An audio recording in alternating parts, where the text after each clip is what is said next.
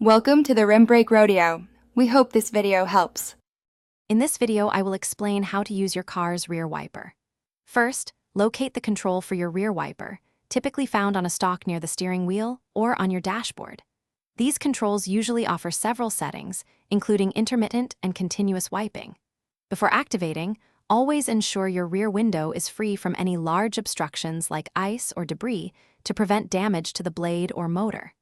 This simple check helps ensure smooth operation. To activate your rear wiper, simply turn the control stalk to the on position for continuous wiping, ideal for heavy rain or snow. For lighter precipitation, select the intermittent setting, which provides periodic sweeps. Many vehicles also allow you to spray washer fluid by pushing the stalk away from you. This helps clear dirt and grime, ensuring a clear view behind your vehicle. Washer fluid is essential for maintaining clear rear visibility. Use it to effectively remove dirt, road grime, and light snow. When spraying, activate the fluid for about 2 to 3 seconds to ensure the entire window surface is thoroughly wetted before the wiper sweeps.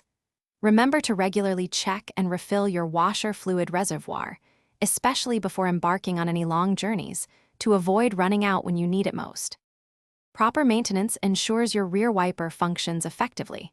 Inspect the wiper blade for any signs of wear, such as cracks or tears, every 6 months. Worn blades can cause streaks and reduce visibility, so replace them promptly. Keeping your rear window clean also helps, as it reduces the strain on the wiper motor and extends the life of your blade. A well-maintained wiper is crucial for safety. Thanks for watching. Consider subscribing if we helped you.